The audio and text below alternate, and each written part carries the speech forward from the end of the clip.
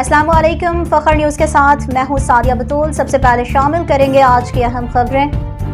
متحدہ قومی movement MQM Pakistan کے موجودہ اندرونی اختلافات پارٹی کو کہاں لے کر جا رہے ہیں؟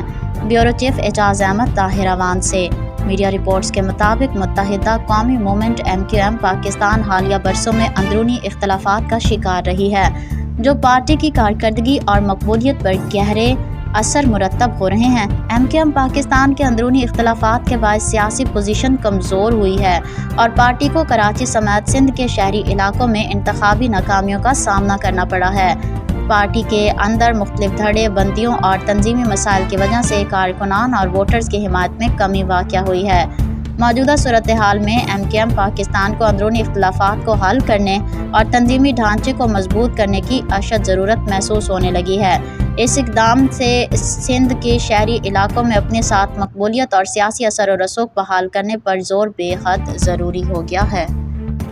مزید خبروں اور اپڈیٹس کے لیے دیکھتے رہیے فخر نیوز HD۔